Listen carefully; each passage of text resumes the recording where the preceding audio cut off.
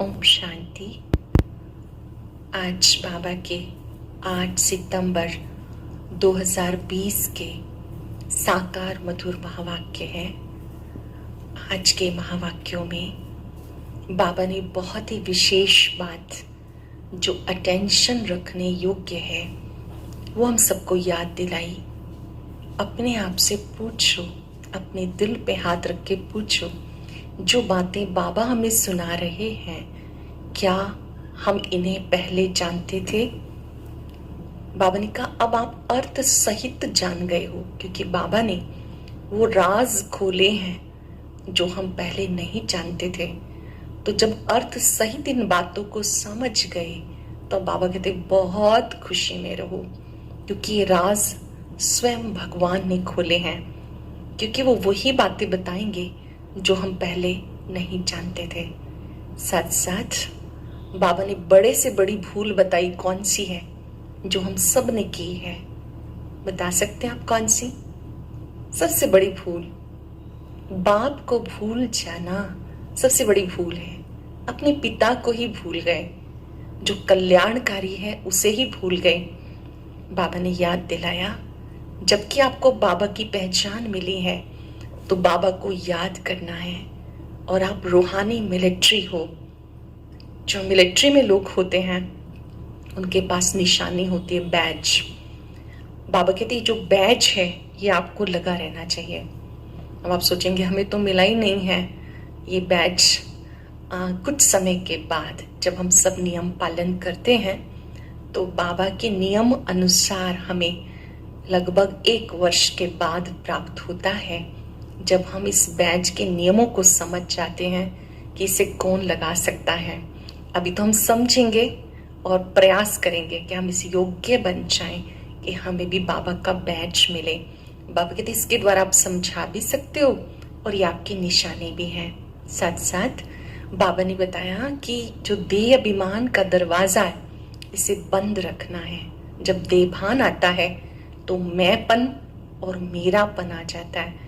मैं करता हूँ, मैं ही जिम्मेवार हूँ। जिस व्यक्ति में जितना ज्यादा मैंपन है, मेरापन है, वो उतना ही परेशान भी रहेगा और परेशान करेगा भी सही।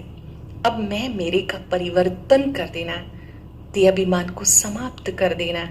सब कुछ बाबा तेरा, मेरे को किस में बदल देंगे? तेरे में, और देही अभिमानी बन जाएंगे। अब हम एकाग्र होकर सुनेंगे। बाबा ने कहा मीठे बच्चे अपने दिल पे हाथ रख कर पूछो कि बाबा जो सुनाते हैं क्या हम सब पहले जानते थे? बाबा जो सुनाते हैं क्या ये बातें पहले हम जानते थे? जो सुना है उसे अर्थ सहित समझकर सदा खुशी में रहो। जो कुछ बाबा से सुन रहे हैं अर्थ सहित समझकर खुशी में रहो। कृष्ण तुम्हारे इस ब्राह्मण धर्म में सबसे अधिक ताकत है, कौन सी और कैसे? ब्राह्मण धर्म में कौन सी ताकत है, कैसे? तुम्हारा ये ब्राह्मण धर्म ऐसा है जो सारे विश्व की सदगति श्रीमत पर कर देते हैं। ब्राह्मण ही सारे विश्व को शांत बना देते हैं। तुम ब्राह्मण कुलभूषण देवताओं से भी ऊंचे हो। संगम युग पर जब हम सत्य ज्ञान प्राप्त करते हैं, ब्रह्मा मुख से ज्ञान सुना, उनके बच्चे बन गए तो ब्राह्मण कहलाए। बाबा कहते आप बच्चे शांत रहते हो, शांति स्थापन करते हो। इस ब्राह्मण धर्म में सबसे बड़ी ताकत है, आप देवी देवताओं से भी ऊंचे हो। बाप द्वारा ये ताकत मिलती है। तुम ब्राह्मण बाप के मददगार बनते हो। तुम्हें सबसे बड़ी प्राइज मिलती है, भगवान के साथ मदद करने का अवसर मिलता है। ईश्वरीय कार्यों में सहयोगी बनने का अवसर मिलता है। तुम ब्रह्मांड के भी मालिक, विश्व के भी मालिक बनते हो। ब्रह्मांड मतलब परम धाम के भी मालिक और नई दुनिया के भी मालिक बनते हो। सरल शब्दों में जो ब्राह्मण हैं वो देवी देवताओं से ऊंच हैं, क्योंकि डायरेक्ट भगवान की पालना में पलते हैं ब्राह्मण। शांत रहते हैं, शांति स्थापन करते हैं, क्योंकि भगवान के कार्य में मदद की तो उसकी उन्हें बहुत बड़ी प्राइज मिलती है। ओम शांति। मीठे मीठे रूहानी सिक्के लदे बच्चों प्रति रूहानी बाप समझा रहे हैं। हम बाबा के सिक्के लदे बच्चे हैं। आनंद लेंगे बाबा के इन शब्दों का, अर्थ का, कि मैं बाबा का सिक्के लदा बच्चा हूँ, सिक सिक के मिला हूँ। बहुत लंबे काल इंतजार के बाद बाबा को मिला हूँ। 5-4 वर्ष के बाद मैं बाबा का सिक्के लदा बच्चा हूँ। सिक्के लदे बच्चों को बाबा समझाते हैं। रूहानी बच्चे जानते हैं रूहानी बाप एक ही बार हर 5-4 वर्ष के बाद आते हैं जरूर। पूरे सृष्टि चक्र में कल्प के अंत में 5-4 वर्ष में एक बार संगम युग पर बाबा आते हैं। कल्प नाम रख दिया जो कहना पड़ता। इस ड्रामा की अथवा सृष्टि की आयु 5-4 वर्ष है। बातें एक ही बाबा समझाते हैं, कभी कोई मनुष्य के मुख से नहीं सुन सकते। तुम रूहानी बच्चे बैठे हो, जानते हो हम सब आत्माओं का बाप एक है। हम बाबा के रूहानी बच्चे हैं। अपने टाइटल नोट करते जाएंगे। मैं बाबा का सिक्के लदा बच्चा हूँ, मैं बाबा का रूहानी बच्चा हूँ। रूहानी बच्चों से बाबा बात कर रहे हैं। बाप ही बच्चों को बैठ अपना परिचय देते हैं, जो कोई भी मनुष्य मात्र नहीं जानते। किसी को पता नहीं गॉड व ईश्वर क्या वस्तु है। जबकि उनको गॉड फादर कहते हैं तो बहुत प्यार होना चाहिए ना। गॉड को गॉड फादर कहते हैं तो उससे बहुत प्यार होना चाहिए। बेहद का बाप है तो जरूर उनसे वर्षा मिलता होगा। अंग्रेजी में अक्षर अच्छा कहते हैं, हेवनली गॉड फादर। हेवन कहा जाता नई दुनिया को और हेल कहा जाता पुरानी दुनिया को। परंतु स्वर्ग को कोई भी जानते नहीं। सन्यासी तो मानते ही नहीं। वो कभी ऐसा नहीं कहेंगे कि बाप स्वर्ग का रचयिता है। हेवनली गॉड फादर, ये अक्षर बहुत मीठा है। बाबा हेवनली गॉड फादर है क्योंकि वो स्वर्ग की स्थापना करते हैं। हेवन मशहूर है। तुम बच्चों की बुद्धि में हेवन और हेल का सारा सृष्टि चक्र बुद्धि में फिरता रहता है। जो जो सर्विसेबल हैं सभी तो एक रस सर्विसेबल नहीं बनते हैं। सभी बच्चे एक जैसी सेवा तो नहीं करते हैं। तुम अपनी राजधानी स्थापन कर रहे हो फिर से। पहले भी की थी ना, कब? 5-4 वर्ष पहले सतयुगी राज्य स्थापन किया था, अब फिर कर रहे हैं। तुम कहेंगे हम रूहानी बच्चे बाप की श्रेष्ठ श्रेष्ठ मत पर चल रहे हैं। ऊंच ते ऊंच बाप की है श्रीमत। श्रीमत भगवत गीता गाई हुई है। यह पहले नंबर का शास्त्र। श्रीमद भगवत गीता पहले नंबर का शास्त्र है। बाप का नाम सुनने से झट वर्षा याद आ जाता है। ये दुनिया कोई भी नहीं जानते कि गॉड फादर से क्या मिलता है। अक्षर कहते हैं प्राचीन योग, लेकिन समझते नहीं कि योग किसने सिखाया। किसने सिखाया? राजयोग किसने सिखाया? राजयोग कोई व्यक्ति नहीं, स्वयं परम पिता परमात्मा ब्रह्मा तन से सिखाते हैं।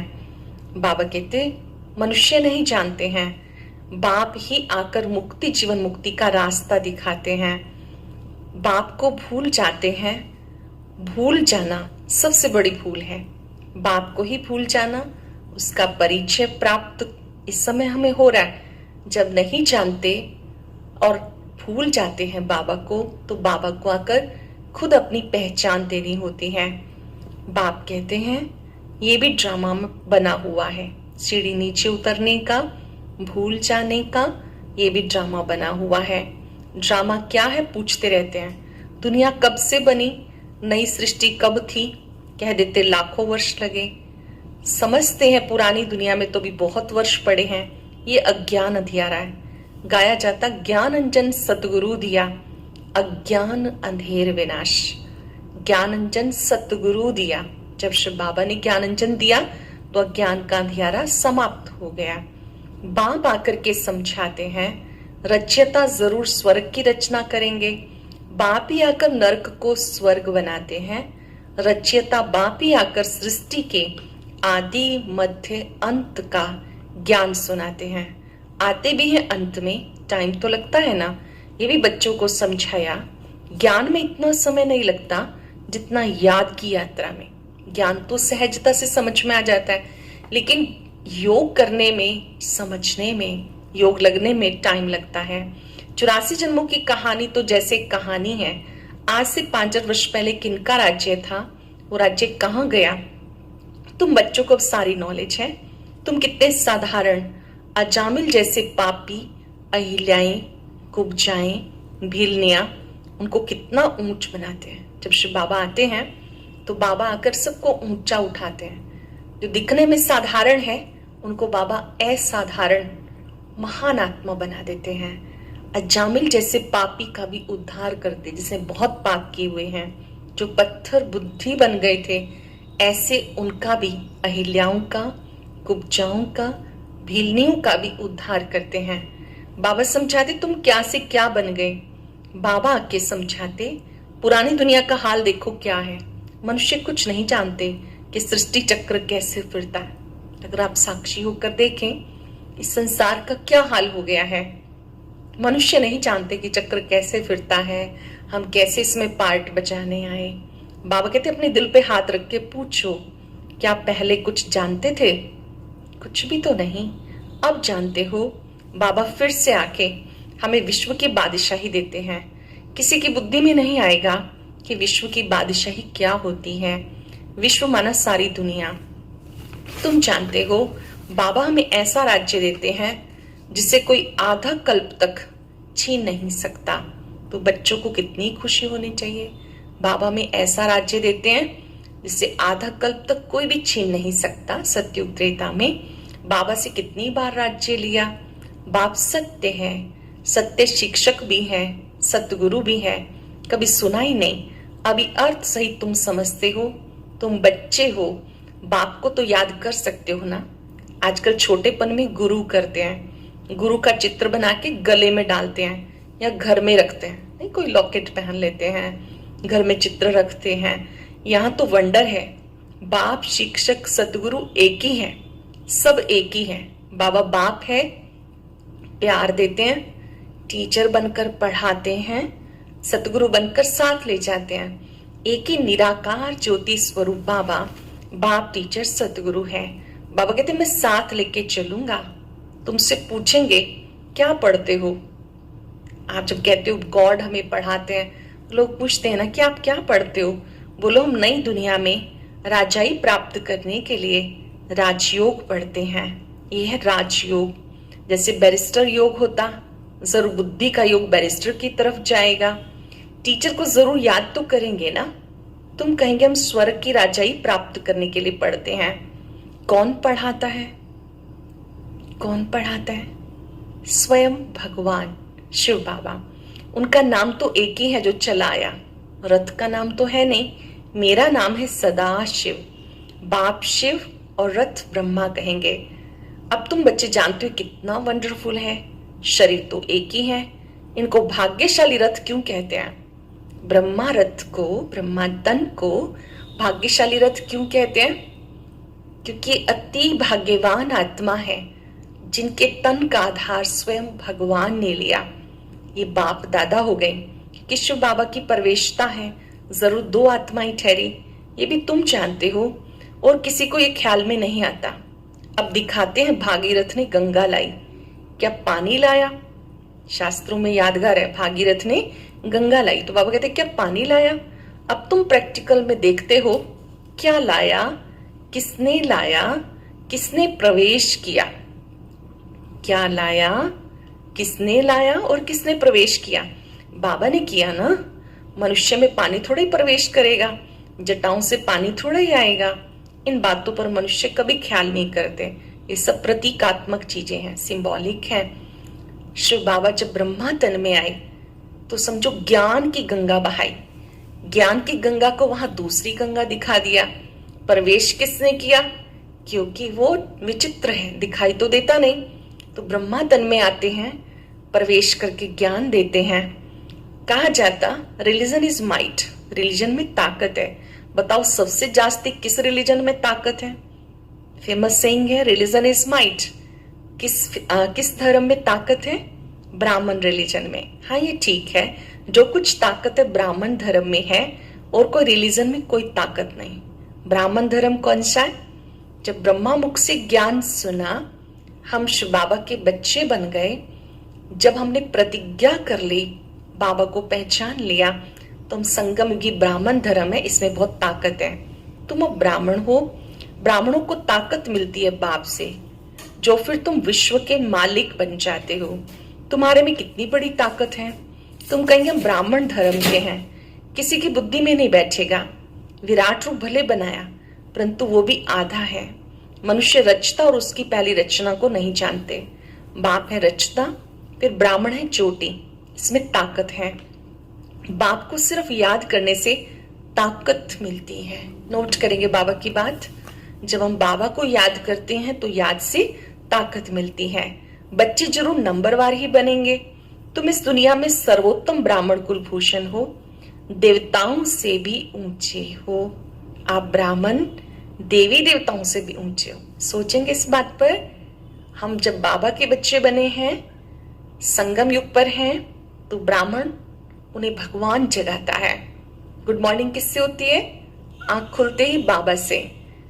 पढ़ाता कौन है? स्वयं परम शिक्षक। हर कर्म में साथी कौन है? सर्वशक्तिवान। तो जब आप ब्राह्मण हैं तो आप देवी देवताओं से भी ऊंचे हो।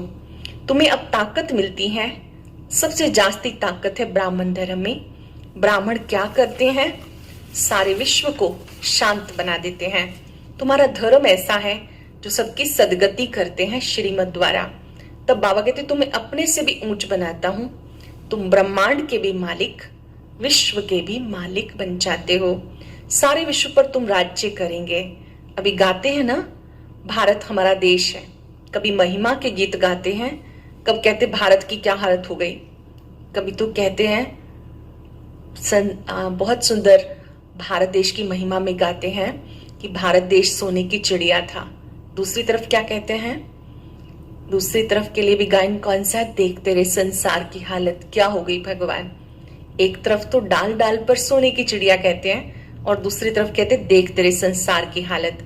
जानते नहीं भारत इतना ऊंच कब था। मनुष्य समझते हैं स्वर्ग अथवा नर्क यहाँ है, जिसको धन मोटर आदि है वो स्वर्ग में है। ये नहीं समझते कि स्वर्ग कहते नई दुनिया को। यहाँ सब कुछ सीखना है। साइंस का हुनर भी फिर वहां काम में आता है। ये साइंस भी वहां सुख देती है। यहाँ साइंस का जो हुनर है भविष्य में काम में आता है। यहाँ पर सीखना है। यहाँ इन सबसे है अल्पकाल का सुख, वहां तुम बच्चों के लिए स्थायी सुख हो जाएगा। यहाँ सब सीखना है जो फिर संस्कार लेके जाएंगे। साइंस के हुनर वाले भी वो श्रेष्ठ संस्कार लेके जाएंगे। कोई नई आत्माएं नहीं आएंगी जो सीखेंगी। यहाँ के बच्चे ही साइंस सीख कर वहां चलते हैं, बहुत होशियार हो जाएंगे, सब संस्कार ले जाएंगे, फिर वहां काम में आएंगे। अभी है अल्पकाल का सुख, फिर ये बॉम्ब शादी सबको क्लास कर देंगे। मौत बिगर शांति का राज्य कैसे हो? यहाँ तो अशांति का राज्य है ना। इस समय चारों ओर अशांति है। कलयुगी दुनिया जाएगी तो सतयुगी दुनिया आएगी, तो भले ही विनाश होगा, लेकिन आपके लिए तो सुख के नजारे होंगे। ये तुम्हारे में नंबरवार हैं जो समझते हैं।